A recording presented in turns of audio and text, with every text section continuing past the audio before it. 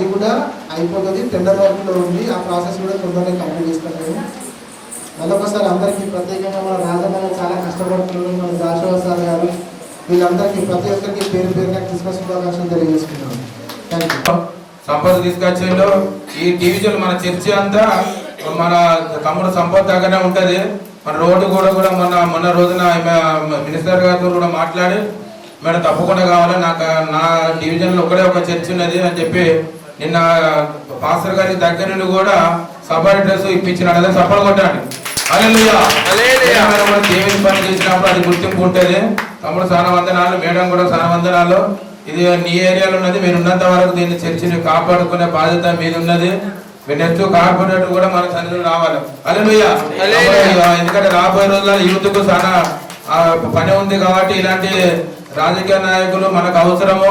దాని చర్చి అంటే మొదటి నుండి ఇక్కడ స్థానికుడు ఈ చర్చి ఎట్లా కట్టబడ్డది, ఎట్లా కూర్చోబడ్డది, ఏ విధంగా కట్టబడ్డది అనేది తమ్ముడికి మొత్తం పూర్తిగా తెలుసు. ఎప్పుడు ఫోన్ చేసినా కూడా స్పందిస్తాడు. ఇప్పుడు ఫస్ట్ వెళ్ళిన తర్వాత దాదాపు ఒక 10-15 తారీఖు వరకు ఈ సీసీ రోడ్ కూడా శాంక్షన్ అయిపోయింది. అది కూడా అవుతుంది. 3 పోల్స్ కూడా అవుతున్నాయి. దాని గురించి కూడా మన ఏ గారితో టీ గారితో కూడా మాట్లాడిండు. ఏ టెండర్ పెట్టాలన్నా ఫస్ట్ విషయం డివిజన్ ప్రెసిడెంట్ తెలుస్తుంది. కాబట్టి దయచేసి మీరు ఇక మన సంపద కుటుంబాన్ని గురించి కూడా ప్రార్థన చేద్దాము. రాబోయే రోజులలో రాజకీయ నాయకులుగా ఎదగబడి మనం ఇంకా అభివృద్ధి చెంది రాబోయే రోజులలో మన కార్పొరేటర్ కూడా చూద్దాం. హల్లెలూయా. ప్రార్థన చేస్తారు, మనం ముగిద్దాం.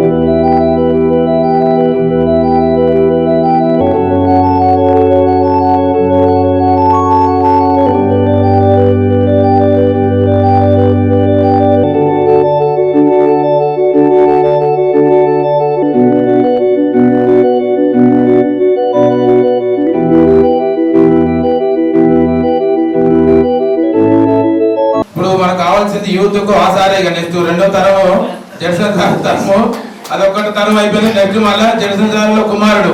కాబట్టి మీ యూత్ కొరకు మీరు సార్ను మరి ఎమ్మడి తీసుకొచ్చడం జరిగింది. సార్ చాలా బిజీ ఉంది. 2 సార్లు పోయినాము, సార్ కలవలేదు. కానీ ఫోన్లో చెప్పిన సార్ అంటే నేను కానిస్టేబుల్ రాజును, తప్పకుండా మా చర్చికి రావాలి సార్. 10 సంవత్సరము జడ్సన్ సార్ మా దగ్గర చూడండి సార్, మీరు రావాలి సార్ అని చెప్పినప్పుడు సార్ వస్తానని చెప్పాడు. ఈ రోజు వచ్చాడు సార్. చాలా వందనాలు. ఎందుకంటే మీ అమూల్యమైన టైము దేవుని సన్నిధిలో మీరు వినియోగించుకుంటున్నారు. సార్ పెద్ద పెద్ద చర్చలలో వాడబడుతున్నారు. రాష్ట్రాల్లో విదేశాల్లో కూడా దేవుడు వాడబడుతున్నాడు. దేవుడు వాళ్ళ కుటుంబాన్ని దీవించను కాక. హల్లెలూయా. కాబట్టి ఈ రోజు జడ్సన్ సార్ కుమారుడు స్తుతి ఆరాధన పూర్తి టైం సార్ ఇస్తాడు, సార్కి ఇస్తున్నాము. సార్ ఎంతసేపు దేవుని ద్వారా దేవుడు ఆయన ఎంతవరకు వాడుకుంటే అంతసేపు దేవుడు వాడబడని. హల్లెలూయా. కాబట్టి దయచేసి మా వాళ్ళు చాలా లేటుగా నచ్చింది సార్. సార్ అంటున్నాడు ఇప్పుడు కదా 1:30-2 అయితే అని అంటున్నాడు. మనోడు ఇప్పుడే వస్తున్నారు, కొంతమంది బస్సు కూడా వస్తూ ఉన్నారు. సార్ మీరు దయచేసి మీరు 2 అవుతుందని చెప్పి అనుకోకండి. దేవుడు మీకు ఎంతసేపు నడిపింప ఆలోచన వస్తే దేవుడు ఎట్లా నడిపిస్తాడు నడిపియండి. 3 అయినా పర్లేదు, 5 అయినా పర్లేదు. హల్లెలూయా. కాబట్టి మామూలు చాలా ఓపికస్తులు, మా సంఘస్థులు చాలా మంచివారు సార్. దాని టైం అనేది చూడరు. ఎంత లేటుగా వస్తారు, లేటుగా పోతారు. దేవుడి వాళ్ళు మా సంఘాన్ని దీవించబడదు కాక. హల్లెలూయా. కాబట్టి ఇంతకుముందు ఎమ్మెల్యే గారు కూడా వచ్చారు సార్. ఇక్కడికి రాని ఎమ్మెల్యే లేదు సార్, రాని కార్పొరేటర్ లేదు. ఎందుకంటే 2 ఉన్నాయి మా దగ్గర. స్థలము వరంగల్ ఎమ్మెల్యేకి వస్తుంది, ఓట్లు హన్మకొండ ఎమ్మెల్యేకి పోతుంది. 2 తల్లిని పిలవాలి, తండ్రిని పిలవాలి. 2 ఇద్దరిని పిలుస్తూనే ఇక్కడ కార్యక్రమం జరుగుతుంది. గత 10 సంవత్సరాల కిందట చర్చి కూర్చోబడ్డా సార్. కూర్చోబడినప్పుడు అందరు పొలిటికల్ ఎమ్మెల్యేలు వాళ్ళందరూ సహకరించారు. జడ్సన్ సార్ కూడా దాదాపు ఒక 20,000-30,000 దాకా సార్ కూడా ఇచ్చిండు. ఈ చర్చికి ప్రతి సంవత్సరం జనరల్ సార్ వస్తాడు సార్. పోయిన సంవత్సరం కూడా వచ్చాడు, మొన్న కూడా కానిస్టేబుల్ సార్ కూడా వచ్చాడు. కాబట్టి ఏదేమైనా కూడా ఈ దేవుని ఆలయానికి చాలా మంది దైవ సేవకులు రావడం వల్ల మన సంఘం ఈ విధంగా అభివృద్ధి చెందుతుంది. హల్లెలూయా. కాబట్టి ఈ రోజు జనరల్ సార్ వాళ్ళ కుమారుడు రావడం చాలా సంతోషము. ఈ పూర్తి టైం సార్గా కేటాయిస్తున్నాము సార్. మా సంఘం గురించి ప్రార్థన చేయాలి. మా యువనస్తులు కూడా మీలాగా వాడబడాలి, మా సంఘం కూడా నానాటికి అభివృద్ధి చెందాలని చెప్పి మీరు కూడా ప్రార్థన చేసుకోండి. మా కూడా ప్రార్థన చేయాలి సార్. మీరు వచ్చినందుకు నా హృదయపూర్వక వందనాలు.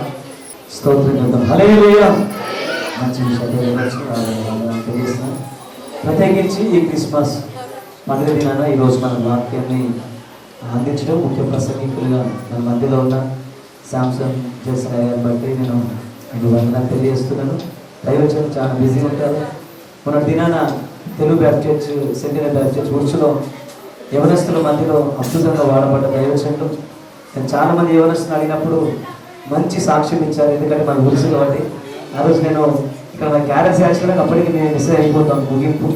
అలా మేము కలుసుకోలేకపోయాను. కానీ మంచి రిజల్ట్ మాత్రం మన సూచన తగిన చెప్పడం యవనస్తుల మధ్యలో రిటిట్ల మధ్యలో మన తెలుగు రాష్ట్రాల్లో కాకుండా ఇతర రాష్ట్రాల్లో కూడా ప్రభు దైవజన్ నడిపిస్తూ ఉన్నాడు. హల్లెలూయా.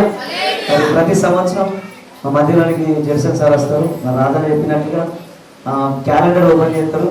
ఈ సంవత్సరం మా మధ్యలో మీరు ప్రసంగం చేసి క్యాలెండర్ ఇష్టం మీరే చేయాలి. రెండు మన మధ్యలో జరుగుతూ ఉన్నాయి 2 కార్యక్రమాలు. కాబట్టి మరి ముఖ్య ప్రసంగికి వచ్చిన దైవజనులకు మరి మొదటిసారిగా మన మధ్యలోకి వచ్చారు.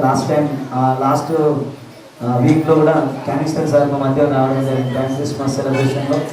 నిజంగా ఈ ఫ్యామిలీ అంతా కూడా మరి ప్రభు పరిచయంలో వాడబడుతూ ఉన్నారు. గొప్పగా మరి వాడబడుతున్న దైవజనులు బట్టి నేను దేవుని గణపరుస్తున్నాను. ఇక సమయం ఆలస్యం చేయక అందరం లేచిన బట్టి స్తుతి ఆరాధన చేసుకొని మనము వాక్యంలో ధ్యానంలోకి వెళ్దాం. స్తుతి ఆరాధన కూడా దైవజన్ని నడిపిస్తారు. అందరు లేచిన వాళ్ళని ఒకసారి మీరు ఏదైతే తలుచుకుంటున్నారో అది మీ జీవితం నెరవేర్చబడబోతుంది దేవుడు నాతో చెప్పాడని చెప్పేసి దైవజన్ చెప్పారు. ఆ రోజు ప్రస్తుతం ఒక అమ్మగారు ప్రెగ్నెన్సీ ఉంది, హాస్పిటల్ వెళ్ళడం మేము సిద్ధపడుతున్న సమయాలని నేను అనుకున్నాను మనసులో, ప్రభా ఆ దైవజనుడు మీ హృదయాలు ఏదైతే అనుకుంటారో అది మీకు నెరవేర్చబడబోతుంది. సేవకులు వచ్చారు, లీడర్స్ వచ్చారు, మీ జీవితంలో గొప్ప కార్యం దేవుడు చేయబోతున్నా అని చెప్పేసి ఒక 2 minutes మాట్లాడుతున్నప్పుడు నేను అనుకున్నాను, ప్రభా మా మనసులో నాకు కుమారుడు కావాలి. ఆ తర్వాత వచ్చి నేను దైవజన్ ముందు సాక్ష్యం చెప్తాను అనుకున్నాను. కానీ మధ్య నేను రాలేకపోయాను. కానీ దైవజనుడే మన మధ్యలోకి వచ్చాడు. ఆమె హల్లెలూయా. అంటే మరొకసారి కూడా సేవకుల మీటింగ్లో నేను అక్కడ మన దగ్గర కూడా సాక్ష్యాన్ని పంచుకుంటాను. ఆ విధంగా దైవజనుడు ప్రవచించిన తర్వాత నేను మనసులో అనుకున్నాను, అద్భుత రీతిగా దేవుడు కుమారుని ఇచ్చాడు. దానికి ముందు మేము హాస్పిటల్ వెళ్ళినప్పుడు కూడా నేను దైవజన్ ఫోన్ చేశాను. మీకు గుర్తుందో లేదో తెలియదు కానీ దైవజన్ ఫోన్ చేశాను. ఇది దాదాపు 7 months బ్యాక్ ఇది విషయం. ఒక 7 నెలల కిందట నేను దైవజనుడు ఫోన్ చేయించి ప్రార్థన చేయించుకున్నాను.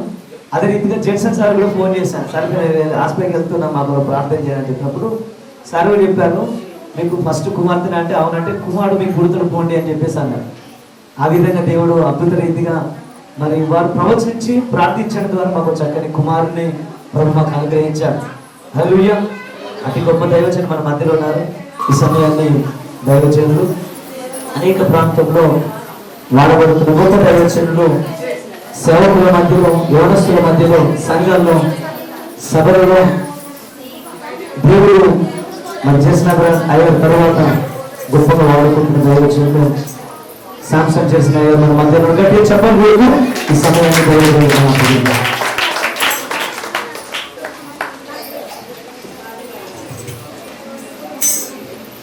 ఎంతమంది సంతోషంగా ఉన్నారంటే గట్టిగా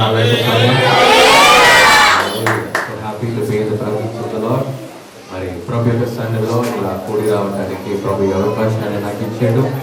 మరి ఈ అవకాశాన్ని ఇచ్చిన నా ప్రభుకి, అలాగే పాస్టర్ గారికి, మరి కానిస్టేబుల్స్ గారికి, వాళ్ళందరికీ కూడా నా వందనాలు నేను తెలియజేస్తున్నాను. అందరికి వినపడుతుందా? ఓకే. సో సార్ చెప్పినట్టు గంటలు చెప్పను, ఒక 10-15 నిమిషాలు మరి ప్రభు నా హృదయంలో ఏం పెట్టాడో అది నేను తెలియజేసేసి మరి నేను ముగించేస్తాను. అంటే నేను నిన్నటి నైట్ 4:30 గంటలకు వచ్చి చేరాను అనమాట. అన్ని మీటింగ్స్ అంతా ముగించి నైట్ వచ్చి చేరాను. మరి వెంటనే లేచి మళ్ళీ ఫ్రెష్ అప్ అయి మళ్ళీ ఇక్కడ రావడం జరిగింది. సో ప్రభుకి మహిమ. సో ఈరోజు మరి మనం ఏం సెలబ్రేట్ చేసుకుంటున్నామండి? క్రిస్మస్ సెలబ్రేట్ చేసుకుంటున్నాం. మరి before I go to the word, మరి వాక్యానికి వెళ్ళే ముందు ప్రతి ఒక్క వ్యక్తికి కూడా మరి క్రిస్మస్ శుభాలు నా తరపున, మా నాన్నగారి తరపున, అమ్మగారి తరపున, మా మినిస్ట్రీ తరపున, మా బిజినెస్ తరపున కూడా మీకు శుభాలు తెలియజేస్తున్నాము. సో దిస్ క్రిస్మస్, ఈ క్రిస్మస్ మరి ప్రభు నాకు ఇచ్చిన ఒక మెయిన్ మెసేజ్ ఏంటంటే ఫాలోయింగ్ జీసస్. అంటే ఇప్పుడు ఒక వ్యక్తి జన్మించేటప్పుడు ఏమవుతుందంటే you know that is the most happiest moment in everybody life కదా. అంటే ఒక దంపతులకు ఒక తల్లి ఉన్ను ఒక తండ్రి వారికి ఒక సంతానం దొరికినప్పుడు వాళ్ళ ఇంట్లో ఎంత సంతోషంగా ఉంటుందంటే ఎంత హ్యాపీగా ఉంటుంది కదా. మరి ఒక కొడుకు కానీ ఒక కూతురు కానీ పుట్టినప్పుడు వారు ఎంత సంతోషంగా ఉంటారంటే అబ్బా లోకంలో ఎవ్వరు కూడా సంతోషాన్ని మరి తృప్తిపరచలేరు అనమాట. మరి ఈ యేసుక్రీస్తు యొక్క జన్మం, the birth of Jesus Christ didn't only give happiness to their parents but it gave happiness to the whole world. అంటే వారి యొక్క సొంత తల్లిదండ్రులైన యోసేపుకి మరి మరియమ్మకి మాత్రమే అది సంతోషమైన విషయం కాదండి, మనందరికీ కూడా అది ఒక మంచి. సో ప్రభు అయిన యేసుక్రీస్తు జన్మించిన తర్వాత మరి ఎవరు వారిని మొదట ఫాలో అయ్యారు అంటే ఎవరు ప్రభు అయిన యేసుక్రీస్తును వెంబడించారు అనేది మనం చూడబోతూ ఉన్నాం. సో ప్రభు అయిన యేసుక్రీస్తు జన్మించిన తర్వాత ఫస్ట్ ఎవరు ఆయన వెంబడించారు మీకు తెలుసా? ఎవరు? దానికన్నా ముందు ఎవరు ఫాలో అయ్యారు మీకు తెలుసా? ఎవరు తెలుసా? పాస్టర్ గారు కరెక్ట్గా చెప్పారు. మీరు అంతా చెప్పేస్తే వాళ్ళు చెప్తారు, నేను చెప్తాను. ఎవరు ఫస్ట్ ఫాలో అయ్యారంటే ఒక నక్షత్రం ఫాలో అయ్యిందండి కదండి. మనము ఎలాంటి ప్రభుని మనం స్తుతిస్తున్నాం, ఎలాంటి ప్రభుని మరి మనము వెంబడిస్తున్నాం తెలుసా? ఆయన జన్మాన్ని వెంబడించడానికి ఒక నక్షత్రమే వెంబడించొచ్చింది కదండి. అంటే today what is the hope? మనకున్న ఒక నిరీక్షణ ఏం తెలుసా? ఈ నక్షత్రాలు కూడా ఆయనను వెంబడిస్తాయి, ఈ భూలోకం కూడా ఆయనను వెంబడిస్తాయి. మరి ఆయన చెప్పే వాటన్నిటినీ కూడా అది వెంబడిస్తాయి. మన పరిస్థితులన్నింటినీ కూడా మరి ఆయన ఒక మాట చెప్తే అది వెంబడిస్తుంది అనే దానికి అదొక గుర్తు అండి. హల్లెలూయా. కదండి ఎంతో మంది చెప్తూ ఉంటారు ప్రభు అయిన యేసుక్రీస్తు తండ్రి నీటి మీద నడిచాడంటే ఎవరికి సమాధానం ఉండదు. కానీ నీటి మీద ఆయన ఎందుకు నడిచాడు తెలుసు? నీళ్లు కూడా ఆయన పాదాలకు వెంబడిస్తాయి అని చెప్పటానికి. హల్లెలూయా. హల్లెలూయా. మనము బైబిల్ గ్రంథంలో మనం ఒకటి చూడొచ్చు. మరి ప్రభు అయిన యేసుక్రీస్తు వారు మరణంలో నుండి లేచిన తర్వాత ఒక దూత వెళ్తుందన్నమాట. అంటే ఒక దూత అదేమంటారంటే సమాధి సో సమాధి దగ్గర దూతలు ఉంటాయి అన్నమాట. మరి అక్కడ కొందరు వెళ్ళి చూడటానికి ట్రై చేస్తున్నారు. అప్పుడు చూస్తే ఒక పెద్ద రాయి ఉందన్నమాట. ఆ దూత ఏం చేస్తుందంటే ఆ రాయిని పక్కకు జరుపుతుంది. కానీ జరిపే ముందే ప్రభు అయిన యేసుక్రీస్తు అక్కడ లోపల ఉన్నాడా? అంటే ఏమైంది తెలుసా? ఆ స్టోన్ నుంచి బయటికి నడిచొచ్చేది. అంటే అందరూ ఏమనుకుంటారంటే ఆయన మాయంగా అయిపోయాడు అని అనుకుంటారు. కానీ అలా కాదండి. ఆ స్టోన్స్ కూడా, ఆ రాయులు కూడా ఆయనకు మరి వెంబడించిందని మనం చూడగలుగుతున్నాం కదండి. అంటే దీనికి అర్థం ఏంటంటే మన జీవితంలో ఉన్న కష్టము, మన జీవితంలో ఉన్న నష్టాలు, మన జీవితంలో ఉన్న బాధలన్నీ కూడా మరి ఈ ప్రభుని మనం వెంబడించినప్పుడు అవి కూడా ప్రభు యొక్క మాటలకు అవి కూడా వెంబడిస్తాయి. హల్లెలూయా. ఇక్కడ ఈ నక్షత్రం ఏం చేసిందంటే మనం ఎక్కడ చూడొచ్చు అంటే మత్తయి 2వ అధ్యాయము 2వ వచనము చూసినట్లయితే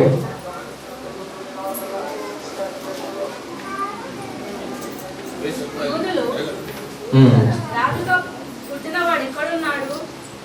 తూర్పు దిక్కున మేము ఆయన నక్షత్రమును చూచి ఆయనను పూజింపవచ్చితిమని చెప్పారు. ఆయనను పూజించడానికి వచ్చాము అని వారు చెప్పారంట.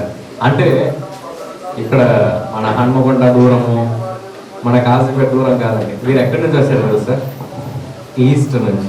అంటే మన ఇండియా ఎక్కడ ఉంది అనుకోండి, మన జెరూసలేం ప్రాక్టీస్ ఎంత దూరం ఉంటుంది, బెత్లెహేమ్ ఎంత దూరం ఉంటుంది.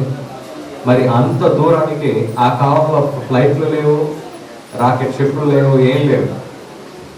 వారు ఎట్లా అంటే ఒక బోట్లో ప్రయాణం చేస్తూ మరి ఎంతో దూరంలో నుంచి మరి ఒక్క నక్షత్రం ఇలా లేచిందండి. ఒక రక్షకుడు పుట్టాడని చెప్పేసి, అంటే దానికి కూడా ఎంత సంతోషం పుట్టిందంటే, అబ్బా మనం కూడా వెంబడిద్దాం అని చెప్పేసి ఆ నక్షత్రం కూడా వెంబడించేయాలి. హల్లెలూయా. కాబట్టి సో అలాగే మనం ఏం చేస్తున్నామంటే, మరి వారి జర్నీలో వారు వెళ్తున్నప్పుడు మరి ఫస్ట్ వారు హెరోదు రాజుని వారు కలుస్తూ ఉన్నారు కదా. ఆ జ్ఞానులందరూ కూడా కలుస్తూ ఉన్నారు. కలుస్తూ ఉన్నప్పుడు ఆయన అంటున్నాడు, ఇక్కడ ఎవరు కూడా జన్మించలేరు కదా అని చెప్పేసరికి హెరోదు రాజు కూడా మరి బాధపడుతున్నాడు, చింతపడుతున్నాడు. మనం అదంతా కూడా మనం చూస్తున్నాం. దాని తర్వాత వారు ఆ ప్రయాణానికి వారు సాగారు అన్నమాట. ఈ నక్షత్రం ఎక్కడ వెళ్తుందో చూద్దామని చెప్పేసి టక్కన ఏమైంది తెలుసా? కరెక్ట్గా ఒక ఇంటి ముందు పోయి ఆగింది. ఈస్ట్ ప్రాంతం నుంచి ఆ వెస్ట్ ప్రాంతం వరకు వెళ్ళినప్పుడు ఆగని ఆ నక్షత్రం కరెక్ట్గా ఇంటి ముందు ఎక్కడ ప్రభు అయిన యేసుక్రీస్తు జన్మించాడు అక్కడ వేదాన్ని. అంటే ప్రభు ఈరోజు మనకేం తెలియజేస్తున్నాడంటే, నక్షత్రాలు కూడా ఆగుతాయి. ఈ ప్రభు అయిన యేసుక్రీస్తు ఎక్కడ ఉన్నాడో నక్షత్రాలు కూడా ఆగుతాయి. మీ కష్టాలు కూడా ఆగుతాయి, మీ బాధలు కూడా ఆగుతాయి, మీ వ్యాధులు కూడా ఆగుతాయి, మీ యొక్క పరిస్థితులు కూడా ఆగుతాయి. హల్లెలూయా. ఎందుకు తెలుసా? మన ప్రభు ఎక్కడ ఉంటాడో అక్కడ సమాధానము. ఎక్కడ ఆయన జన్మిస్తాడో, ఎక్కడ ఉంటాడో అక్కడ ఏమవుతుందో తెలుసా? అక్కడంతా కూడా మనకేం నమ్మకం అంటే, ఈ భూలోకమే ఈయన మాటను వెంబడిస్తుందంటే మనకు కూడా ఒక నిరీక్షణ ఉంది అనే దానికి అదొక గుర్తు. సెకండ్, ఎవరు వారిని వెంబడించారు మనం చూసినట్లయితే, ఎవరు వెంబడిస్తున్నారు? జ్ఞానులు కదా. అంటే జ్ఞానులే ఈ నక్షత్రాన్ని వెంబడించి వచ్చారు. సో సెకండ్, జ్ఞానులు వెంబడించి వారు వెళ్తున్నారు. సో మనం ఏం చూస్తున్నామంటే, ఈ హరోదు రాజు ఆయన ఏం చెప్తాడంటే, మరి ఆ రాజు ఎక్కడ పుట్టాడో నాకు ఒక సమాచారం మీరు నాకు ఇవ్వండి, నేను కూడా వెళ్ళి పూజిస్తాను, నేను కూడా వెళ్ళి ఆరాధించుతాను, నేను వస్తాను ఈ రాజుని అని చెప్తాడు. కానీ ఆయన ఉద్దేశం ఏం తెలుసా? ఆయనను చంపేస్తే మరి ప్రాబ్లం అంతా సార్ట్ అయిపోతుంది. అంటే ఇంకా నా కాంపిటీషన్ ఎవరు కూడా ఉంటారని చెప్పేసి పొలిటిక్స్ ఆయన అనుకున్నాడు ఆ రాజు. వెంటనే ఈ జ్ఞానులు వారు ఏం చేస్తున్నారంటే, ప్రభు అయిన యేసుక్రీస్తు దగ్గర వారు వెళ్ళినప్పుడు వారు ఏం చేస్తున్నారు? ఆరాధిస్తూ బహుమతులు ఇస్తున్నారు కదండి. సో ఇచ్చిన తర్వాత ఏమైందంటే, ఈ జ్ఞానులు వారు ఏమనుకుంటున్నారంటే, మనం వెళ్ళి రాజు దగ్గర చెప్తాం అని అనుకుంటున్నారు. ఇప్పుడు సెకండ్ ఏమైందంటే, అక్కడ వారు ఆ మార్గంలో వారు వెళ్తున్నప్పుడు టక్కని వారికి ఒక కళ వస్తుంది. కళ వచ్చి ప్రభు ఏమంటాడంటే, తిరిగి హరోదు రాజు దగ్గర వెళ్ళకండి అన్నాడు. ఎందుకు? వెళ్తే ఏమవుతుంది? ఈ జ్ఞానాలను కూడా ఆయన చంపేస్తాడు హరోదు రాజు. ఎందుకు తెలుసా? ఈ రాజు ఎక్కడ పుట్టాడో ఆయన వారికి తెలుసు. వీరు బయటికి వెళ్ళి మీరు చెప్పేస్తారు. ఏదైనా ఒకటి ప్లాన్ మారిపోతే మీరు బయటికి పోయి ఇలా చెప్పేస్తారు, ఆ రోజు ఇలా చేసేసాడు, అలా చేసేసాడు అని చెప్పేసి మరి వారు బయటికి వెళ్ళి వారు చెప్పటం వారు ప్రారంభిస్తారని మరి ఆయన ఒక ప్లాన్ ఉండే ఆ రోజు రాజుకి చంపేయాలని చెప్పేసి. కానీ ప్రభు ఏం చేశాడు తెలుసా? ఈ జ్ఞానులు ప్రభు అయిన యేసుక్రీస్తుని వెంబడించారు కనుక ప్రభు ఏం చేశాడంటే, వారికి ఒక కళనిచ్చి ఆ కళలో ప్రభు వారిని రక్షించారు. హల్లెలూయా. ఈ రోజు కూడా మనకేం నమ్మకం అంటే, మనం ప్రభుని మనం నిజంగా మనం వెంబడించగలిగితే ప్రభు కూడా మనల్ని రక్షిస్తాడు, ప్రభు కూడా మనల్ని కాపాడుతాడు, ప్రభు కూడా మనతో మాట్లాడతాడు.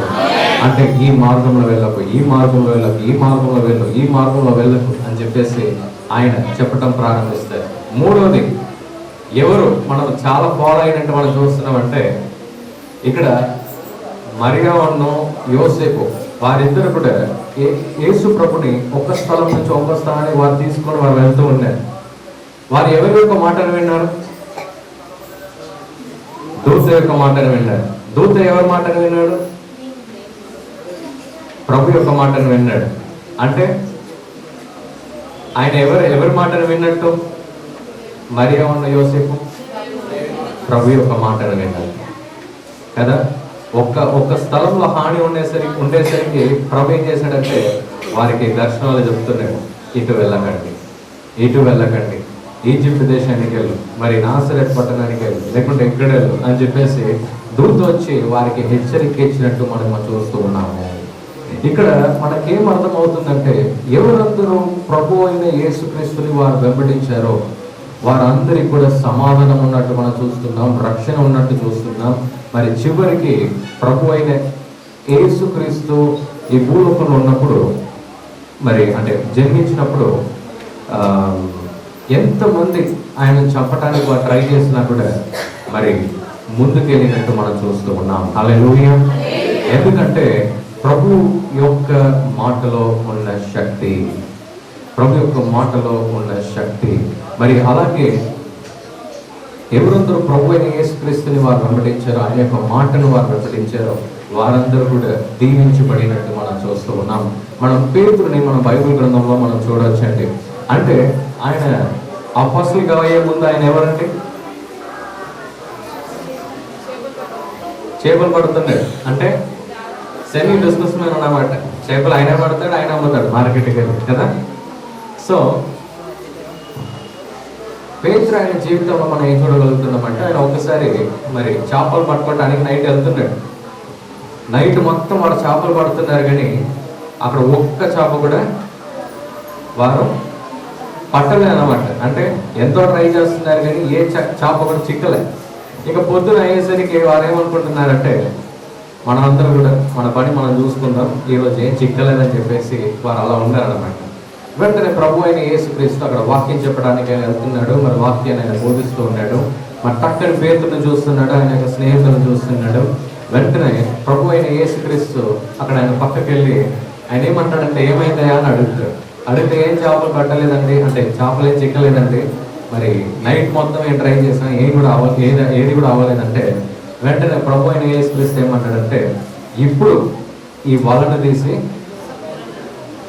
నీటి మీద వేయండి. అంటే వాళ్ళు సముద్రంలో కూడా వెళ్ళలేదు, వారు అక్కడనే పార్క్ చేశారు. అంటే ఓడను అక్కడ పక్కకు పెట్టారు అన్నమాట. ఆయన ఏమంటున్నాడంటే అక్కడ పక్కన ఉన్న నీళ్ళ మీద వేయండి అన్నాడు. యాక్చువల్గా నీటి లోపల కూడా ప్రభు అయిన యేసుక్రీస్తు వెళ్ళలేదు. యాక్చువల్గా అందరూ ఏమనుకుంటారంటే నీటిలో వెళ్ళాడేమో, నీటిలో కూడా ఆయన వెళ్ళలేదు. యాక్చువల్గా చేపలు ఎంట్రన్స్లో ఉండవు,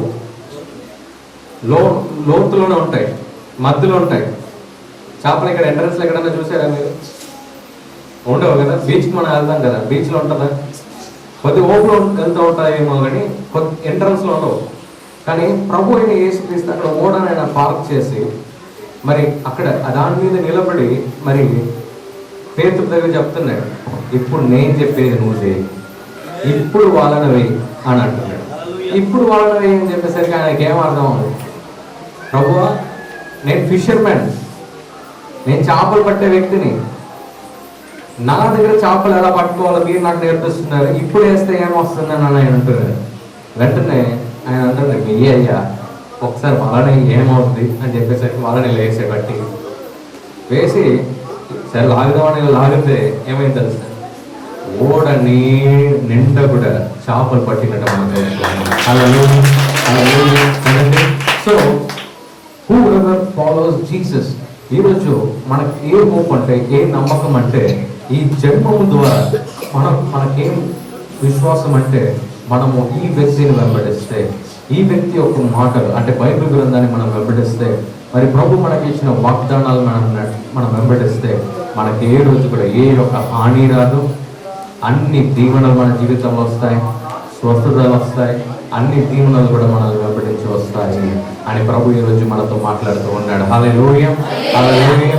సో ఈ రోజు మనం ఏం నేర్చుకున్నామంటే ఒక నక్షత్రమే మరి ప్రభుని వెంబడించి వెళ్ళింది. సెకండ్ ఏం నేర్చుకున్నామంటే జ్ఞానులు వారు ఇది తప్పించబడ్డారు. మూడవది వారి యొక్క తల్లిదండ్రులైన యోసేపు మరి మరియా వారి ఇద్దరు కూడా ప్రభు యొక్క మాటను విన్నారు కనుక ఎక్కడ కూడా వారికి నష్టం జరగలేదని మనం చూసాం. 4వది, ప్రభు అయిన యేసుక్రీస్తుని మనం వెంబడిస్తే తప్పకుండా దీవెనలు మన జీవితంలో ఉంటాయి అని కూడా మనం నేర్చుకున్నాం. హల్లెలూయా. సో ఒక చిన్న ప్రార్థన నేను చేయబోతున్నాను, ముగించబోతున్నాను. ఎందుకంటే నాకు ఒక 20 minutes అనుకున్నాను, 20 minutes మాట్లాడాను. సో ఈరోజు మనం ఏం చేయాలంటే, ప్రభువా నేను నిన్ను వెంబడిస్తాను, నీ వాక్యాన్ని వెంబడిస్తాను, నీ మాటను వెంబడిస్తాను, నాకు కూడా అదే దీవెనలు నాకు ఇవ్వండి ప్రభు అని మనం అడిగినప్పుడు తప్పకుండా ప్రభు గొప్ప కార్యాన్ని మన జీవితంలో చేస్తాడు. Hallelujah. Thank you Lord Father. ప్రభు ఈరోజు మరి ఇలా మేము కూడుకొని మీ యొక్క వాక్యాన్ని వినే కృపను మీరు మాకు ఇచ్చారు. మరి అలాగే ప్రభు మీ యొక్క సన్నిధి ఈ యొక్క చర్చ్లో ఉన్నందుకు మీకు వందనాలయ్యా. Lord we thank you for your Holy Spirit. మీ పరిశుద్ధాత్మని మా మధ్య మీరు కుమ్మరిస్తూ ఉండగా మీకు వందనాలయ్యా.